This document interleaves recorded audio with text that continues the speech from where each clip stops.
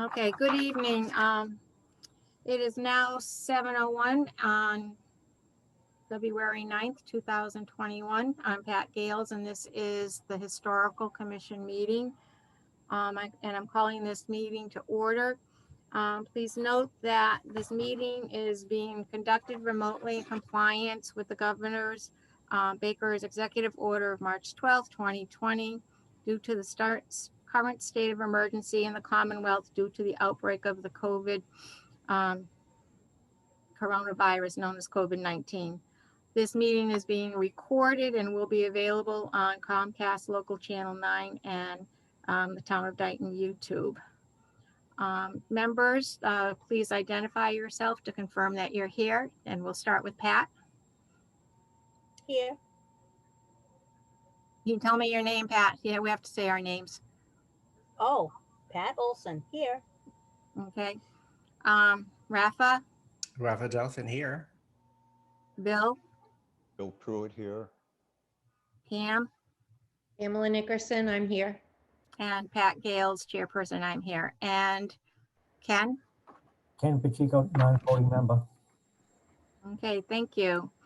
Tonight's agenda, we have the minutes of January 12th, 2021 to accept. Does anyone have any questions, concerns, amendments? Okay, I'll entertain a motion to accept the minutes as submitted. I'll make a motion to accept the minutes as submitted of January 12th. Okay, thank you, Pam. A second? I second the motion. Okay, all in favor, and this will be by roll, and we'll start with Pat Olson, Aye. Bill, Aye. Pam, Aye. Rafa, Aye. and Pat Gales, aye. Okay, the minutes are accepted. Thank you. Our budget report, we have the invoice for the Boston Post cane. It's for $160. Not the Boston Post cane, the Boston Post cane plaque. And I need to have it signed. So I do have that paperwork ready, and Pat, Pam, and Rafa, we need 2 signatures at some point. I can meet you somewhere. I can swing by tomorrow, Pat. Okay, in the Or afternoon? anytime that's good, or Okay, I'm In the pretty afternoon, flexible. probably. Rafa or Pat Olson? I can swing by tomorrow. Is the morning good for you? Early morning, I have to leave here by 10:30. About 10 o'clock. Okay. Okay, I'll do 10 o'clock tomorrow. okay, great. But we had a purchase order for this. But let's take a vote to approve the invoice and paying the invoice. So it's for $160. I'll entertain a motion to pay the invoice for the Boston Post cane plaque. I make a motion to pay the invoice of $160 for the Boston Post cane plaque. Thank you. A second? I'll second. Thank you, Pat. Any discussion? Okay, all in favor, Pat Olson, Aye. Bill, Aye. Pam, Aye. Rafa, Aye. and Pat Gales, aye. That motion passes. That will be coming, so we'll get that done. Okay. The FY22 budget request meeting that I had scheduled with Brett was canceled. Our request is level funded, so we'll just go forward with that. Okay, unfinished business. Does anyone have any questions on the FY22 budget? No, okay. Unfinished business, Boston Post cane. Next is the recipient. Would you like me to go, Pat? Sure, Also? Pam. So sadly, we know that Mrs. Barboza has passed on. But as I spoke with her daughter Bert. She's still very excited to award it posthumously. I think that's the correct term. I don't really have much more to add. Pat and I picked up the plaque, which I emailed all of you. If you had a chance to look at it, we were happy. Pat approved all the spelling. So I guess we move forward with our 2021 recipient. Right, right, okay. Yes, shall we have a moment of silence for Mrs. Barboza? Okay, please have a moment of silence.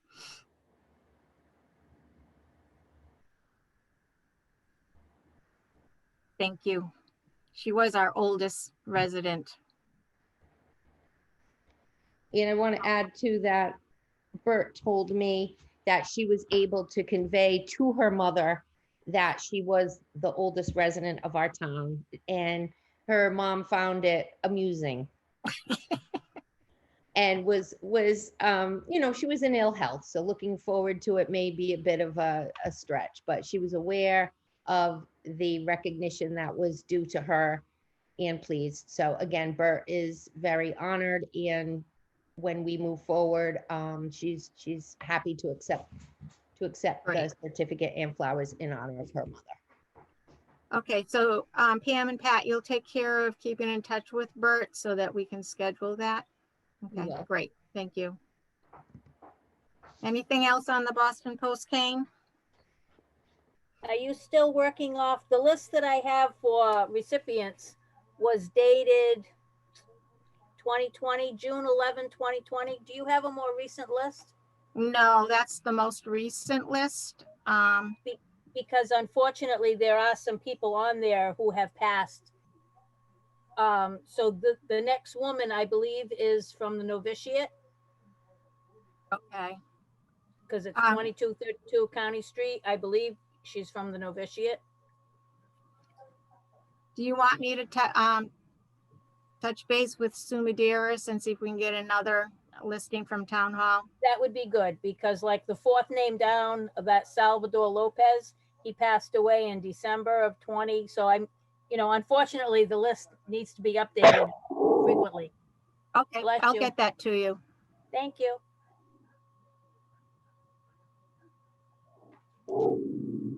Okay. Anything else? All right. The walking tour of the National Register districts, you know, Pat, you and I are working on that. I did start working on the people. Good, good. Yeah. It's interesting. I'm sure it is. Oh, I'm sure it is. All these early families are all interrelated. Oh, are they? Oh yes, the Perrys and the Eddies and the Andrews and I was going to ask, have you, like Darius Perry, who was he? We know where his house is. We know was the a house. captain, a seaman, and I believe he might have been in the Revolutionary War. I'm not sure about that. Oh, But okay. he actually, his daughter was Mary Eddy that owned the Eddy. She and her husband William owned the Eddy house. Really? Yeah, yeah, and he actually lived with them for a while in that Okay. house. So, You have anything on John Hathaway? not yet. Okay, but is it, that's one of them that you're looking at? Right, Great. right. Oh, that's wonderful. That's Yeah. How about Spooner? Who was Spooner? James Spooner was originally from Rhode Island, and he bought the Spooner house from Andrews. Oh, what's his name? Elkanana.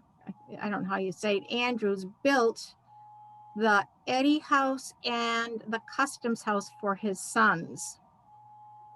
So Andrews actually had all that property at one time. James Spooner bought the house from one of the Andrews boys. I can't think of his first name. So he was there, and then Joshua Spooner, his son, lived there. And I forget what they did. I'm just beginning the research on them, but it's an interesting story. I'm sure. I'm sure. Yeah. So, okay. So that's coming along. The community garden. At our last meeting, it was suggested that we ask about the garden be called the James Bray Community Garden. So I forwarded that suggestion to Brett, and I believe I forwarded that email to all of you earlier today. And the woman, Jenna Zero? Montero, yeah, she's with the Boy Scouts, and she suggested that she was very excited that we call it the James Briggs Community Garden. She and the other woman, Tanya, are both, you know, in charge of that with Boy Scouts. And she asked if we would be willing to put a proposal together that include the naming of the garden and a possible plaque or some kind of marker for James Briggs. So I told him that I would bring it up at our meeting. The Kenneth Rujo is the Agricultural Commission chairperson. He was also on the email. He didn't respond to that, but I can reach out to him to see what his opinion is after we discuss what we want to do. So it's open for discussion. Anyone? Pam, do you think we could get a plaque from the same guy who did the Boston Post cane plaque? I think once he gets paid, Pat, and we go get some takeout fish and chips. Okay. So Yeah. I know the email said that we would draft up like what the plaque would look like and of course pay for the plaque to be made. I don't Right. have a problem with that. I think that's very nice. Mhm. Okay, okay. Shall I reach out to the Agricultural Commission first and then, or should we get a sample of what the plaque could look like? I don't know what they're doing either, if they're duplicating efforts or, Understand? Wouldn't that have to have, wouldn't that have to have like a pedestal, like an angled top with the plaque? You know, otherwise where you, like, as a site plaque outdoors kind of thing. Maybe like a granite, small Yeah. granite pedestal or something. I there think is one for Carl Spratt at Town Hall that's actually like into a rock. It's near where the electric car plug-in is. You know, so something like that might be appropriate. if this maybe Pat, sorry, Pat Go Gale, ahead. Pat Olson and I can see what Paul at the JNC Trophy has again, Okay, what he suggests, because I know that we ought to also discussed having a short narration about the significance and the relevance of the garden at that site. What So about, I think when- can you see these samples, guys? There you go. oh yeah, yeah, Yep. So we have those options, and yes, Raph, I like the fact that they're stationary and Right. up Yep. rather than something on the ground that could Mhm. be run over even as people Right. begin work. Exactly. Yeah. So there's a lot of options, really. So I guess you know, we'll take a visit and see how much something like that might run us. Right. okay. But We'd also I have to approve the pro- naming. Yeah, the James Briggs Community Garden sounds good. Okay, we'd also have to run it by the Board of Selectmen, I would believe. Ken, is that true? Yes, because it's town property, but I don't anticipate a problem. Okay, It'll be okay. so Pam and Pat, if you want to work on that, I'll reach out to the Agricultural Commission and tell them kind of what we're thinking so that we're not replicating things and that we're willing to work on this and also work together with them if they have ideas. I'll let them know that you're researching some of the plaque stuff and we'll go from there. Okay. Excellent. I think it's a good start and a good memory thing for James Briggs. I also asked about the foundation there. Tom Ferry replied to that email, and what is left is actually the back porch that he left there. And he felt that the stonework was nicely done. So he left it in place and felt it could be worked into the landscape somehow. And again, most people were in favor of leaving it there and seeing how it could work in. Because it is nice stonework. So that was the answer to that. Anything else on the community garden? Any input? Okay. On to preservation planning. Our survey and planning grant for the FY21 application has been submitted. So they have it. I've sent it regular mail this time. And it made it. I hope. So they'll be reviewing it. The Mass Historical Commission will be reviewing it at their March 10th meeting. And I would think within, 2 weeks or so after that, the grant awards would be made. So it'd be probably mid-March that we would hear. The CPC had offered to write a letter of support to go with the grant, but when I didn't send it included in because when they sent the letter, there was some mistakes, some details that weren't quite correct as far as the funding and how the mechanism would work. So I'll have to meet with them at their next meeting so that we can get that clarified. The problem was that we have to have the full $25,000 up front, and then once the project and all of that money is expended, then the reimbursement of the $1,250 goes to the CPC. So, Pat, I have a question about that. yeah, Let's see. If we were to get the 25K from the CPC based on the town meeting and so forth, and we were also able to get the 12.5K from the Mass Historic Commission, where does that 12.5K go, since we don't really need any more money for funding? Does that go, oh, that's the question. Anybody know? it's a reimbursement To who? to what? it would go back to the CPC because they expended the funds CPC, okay. to their account.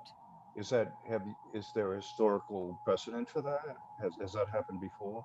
Not in Dayton, but in other towns, it has worked that way. Okay. And it definitely goes back into their into the main slush fund. The Okay. CPC money, that's the Okay. funding source. So the reimbursement goes to your funding source. I see. So the CPC is your funding source, Correct. for our grant. The reimbursement goes back to that. Okay. Thanks. All right, the house marker program. I reached out to Liz Blackwell, who very graciously bought the historical marker for the Winslow Davis house, but I have not heard from her. So I will continue to try to contact her. We have no other applications for a house marker, Rafa. Well, I'm gonna put my house. Yay. I'm going to submit my application for my house. Okay. I'm the next one. Ken? But Pat? we want to do it all, but we don't. No? Don't look at me. I don't have any that are included in the first round. I'm sure you know that we sold the red house on the corner of Main and Elm. We no longer Your own house that. is still eligible for a marker on Main Street. It's not included in the list of the 100 That's that were okay. built. Oh, that's Oh. different. Yeah, That's- it's different, but no, it's not. Nope. If it was considered old enough, yeah, you'd have my money. Nope. Enough. Nothing prevents you, Pat, from getting a plaque for the house on Elm Street, even though you don't own it. It would be nice, generous offer from you to purchase that plaque. You would like me to purchase the plaque for the red house? Well, you used to own it, you know the history of it. But regarding my house, I've gone to the Registry of Deeds in 1766, my house wasn't here. 1776, my house was here, so I don't know the exact date it was built. I know somebody was living here in 1776. So it may have to be a circa 1775. Right. Like that. Yeah, that's fine. That's fine. We're Yeah, actually gonna wait that's for the not registry- fine. Yeah, we're gonna actually wait for the registry of deeds to be opened up post-COVID. so we can actually go through those deeds again. Right, right. Um, I think it's time that we do some publicity on this because this is the house marker program is a good way to promote Dayton's history and also to recognize it. I had attended a couple of Zoom workshops through the Mass Historical Commission, and that's one of the things that they do recommend is a house marker program. So we're like right on it, guys. Good job. So I would be willing to go to the Board of Selectmen schedule an appointment during their public hearing to promote our house marker program so that others are aware that it does exist and that they come forward. I don't know if we want to try an article in the Taunton Daily Gazette to help promote it. Yeah, that's What's a good our idea. pleasure? I'll reach out to Michael. Okay, And Rafa, I've been in touch with him too. He's very interested in doing something with, when we award the plaque posthumously. So he's also willing to do a lot of publicity to help us out. He wants to be there and found the whole Boston Post cane interesting.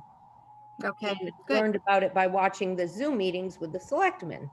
right, right, I can reach out to Michael DeChico, the okay, journalist for Taunton Gazette. okay, great, thank you. There's one particular house that I would like to see a historical marker on. It's anybody familiar with Julia Neville? Yeah, She lives on Spring Street, two houses down from St. Nicholas Church. right, Her house is just beautiful outside. That house needs a beautiful marker outside because that's the first thing people see as soon as they cross that bridge to North Dayton, Right. And I tried to convince her like twice and she has all this crazy excuses. So, Like money. well, yes, sure.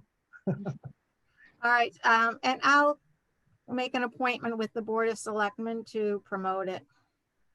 Cool. We can also put something on the town's Facebook page. If somebody wants to write something up, I can put that on the website, the Facebook page, what we're planning to do. So I would suggest that you schedule a meeting for the February 24th with the Board of Selectmen. And then Okay, we'll run it by them to make sure that it's okay to put on the Facebook page. I don't see a problem with that, but maybe by then we can have something written up and we can run it by the select board. okay. Rafa, would you take care of writing something up and Yeah, you can sure. mail it to all of us? Right. Email it. problem. Okay. Good.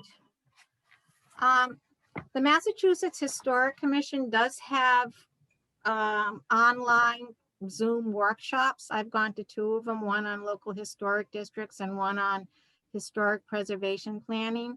I emailed you or forwarded you a link for one for March 4th. I think it was on local historic districts. They're very interesting. They're usually about an hour and a half. I've learned a little bit of something from each one of them. So I can continue to forward to that. I didn't know if any of you belong to that Mass Hist Preservation info page. That's how it comes through. I'm So- I'm actually very interested in Introduction to Historic Preservation Planning. The one I think they give them like once in a while. Yeah, There's yeah. one on the 11th and another one on 24th. So Yeah. I will go to the 24th. Okay, yes, because I've done that one too, and I've learned a little bit from each one of them. Some of them, it's a little repetitive sometimes, Yeah. but you learn something new. And it's only a group of 12 to 15 other historical commission people, preservationists. And so you're kind of like, little networking kind of thing too. So it was well worth the hour and a half. Cool. Great. Thanks, Rafa. We'll have something in common to chat about. I put commission goals on our agenda because I think we should review them and see how we're doing at our March meeting, see how we're doing in attaining our goals. So they're kind of in the forefront of our thinking. So does everyone have a copy of that? The goals we made? It was in July 2020 that we did it. If you don't have them, I can email them to you again.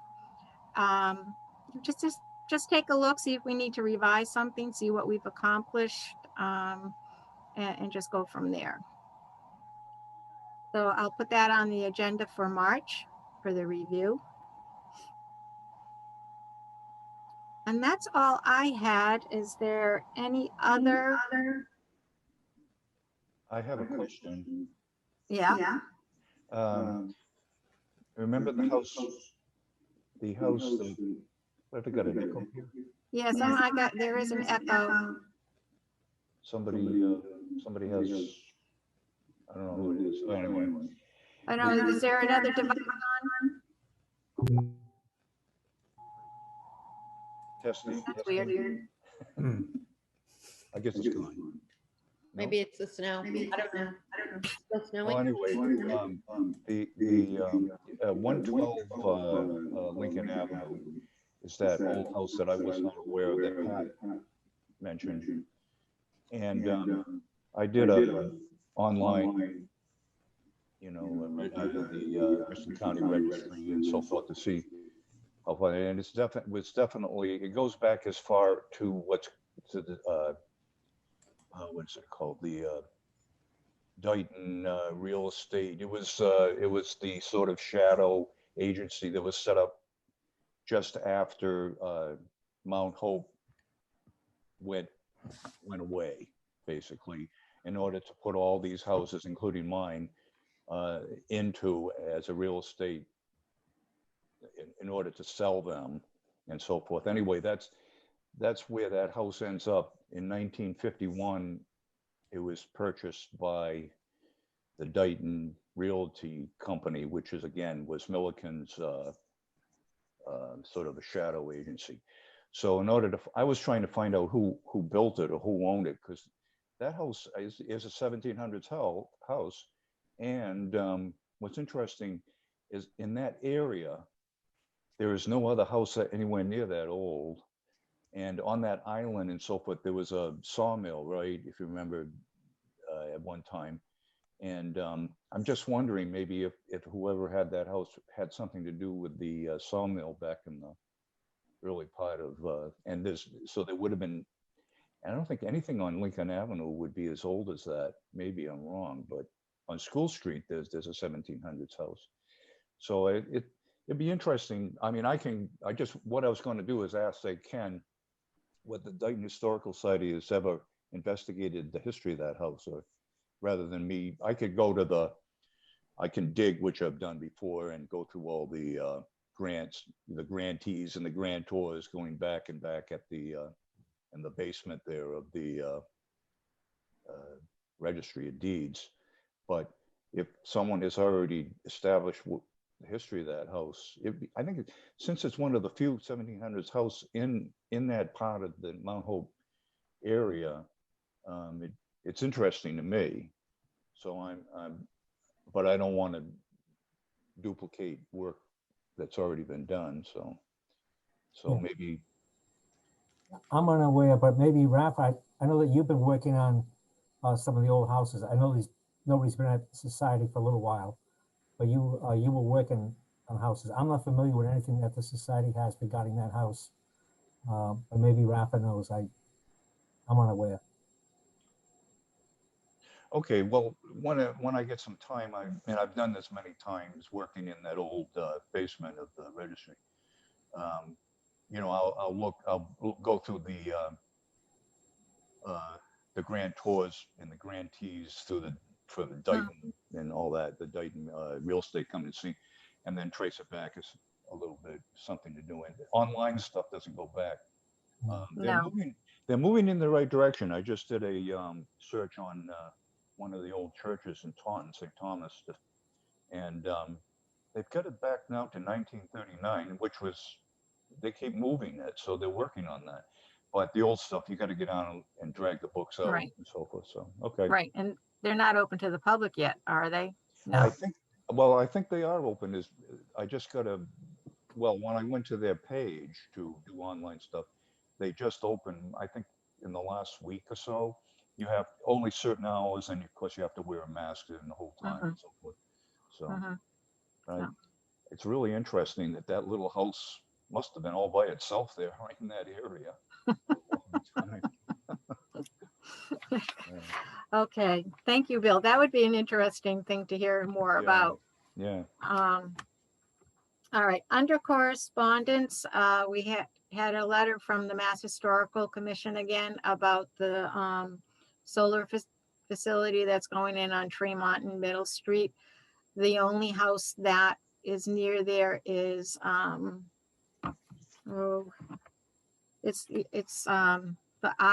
Nathaniel Ide house. It's Dwyer's farm, but it's not going to be impacted by the solar farm that's there. So that was good. I noticed on Forest Street, that house, that 236 Forest Street, that they've cleared the bushes from that. Do you know anything about that house? I don't know if that's the house I'm thinking of. Is it the one with the porches collapsed? Yeah, I think it might be coming down. I'm not sure. I know that it was checked by Jim Aggie a while ago, and he thought it was sturdy enough because the neighbors have complained about the house. right. And I haven't heard whether or not they're going to knock it down, but was my understanding at some point it was going to be knocked down. That is, their building date on that's at 1890, so they'd have to get they'd have to come in front of us. Should I write a letter to the owners to alert them of that? No, I think when somebody applies for demolition permit, we automatically, the historic commission automatically gets notified of that, and we can then, or you guys can then ask for a delay on demolishing the house. If you want to get a hold of Jim Aggie, send him something. That's just to remind him that that house, if it is going to be torn down, needs to be. What's the address of that house anyway? Do you know? 236 Forest. 236. Yep. And that's not one of the houses near the ball field, is it? On that end of School Street? Okay. No, it's near the Spring Forest. Street end. It's Forest Street, not right. Yeah. Yeah, it's Forest Street. Oh, so I'm thinking School Street. Yeah. Forest Street. Okay. Okay.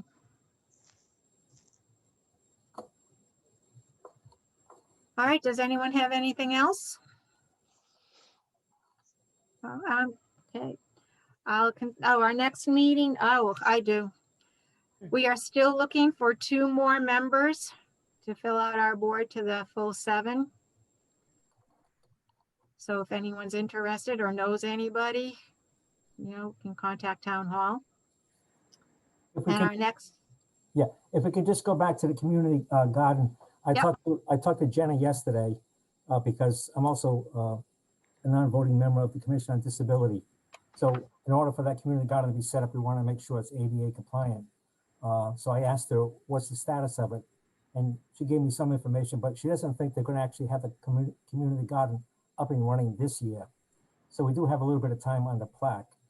I suspect they'll start setting up the raised beds and stuff like that in the fall to be planted next spring, but it's not going to be planted this year. So we do have a little bit of time on the plaque. Doesn't mean we forget about it. right. But you do have a little bit of time. And I know that they've already gone over there and toured it. Maybe we should set up at some point, then maybe when COVID-19 or the summertime, so we can find out where we want to put the plaque and where they're going to have the garden, so we can take a look at that. But we got a little bit of time on that. So. All right, good.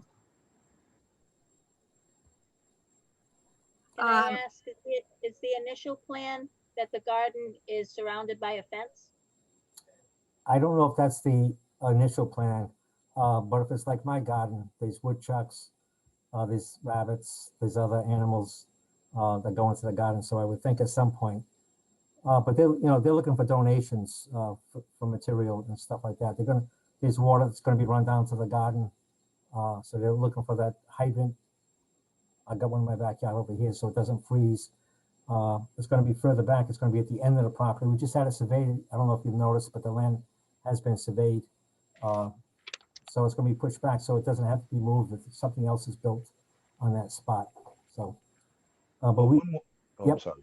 No, I'm just quite on the garden thing.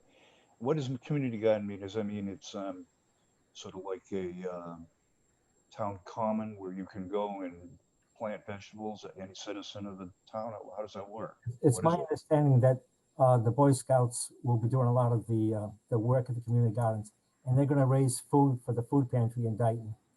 Okay. And they may also be giving some of the food, because the food pantry is once a month. They may be giving the extra food to the Lincoln Village members there, so that they have That's great, the yeah. food. But that's the plan. It's not going to be like in England where you have these allotments and you grow Yeah, your yeah. own vegetables. This is for the food bank, basically. So Okay. Ken, the Anderson Medal, is there any word on the ceremony or anything? no, I just know it's the end of March. Our next meeting is March 9th. Hopefully I'll have some concrete information on that date as to what's going to happen. Okay, okay, There definitely should be a ceremony. The family is coming here. And I think we all want to know what's going to happen so we can get somewhat involved with that. So, so, okay, great, thank you. All right, I'll put that on the agenda. I made a note to add that for next time. All right, anything else? Okay, I'll entertain a motion to adjourn. Make a motion to adjourn our Pam, meeting of February 9th. second, I second. thank you. All in favor, Pat, Aye. Bill, Aye. Pam, Aye. Rafa, I. and Pat Gales, aye. Thank you. We are adjourned at 7:37 p.m. Had it Bye-bye. back. Good night. Thank Good you. night. Night. Bye. Stay safe.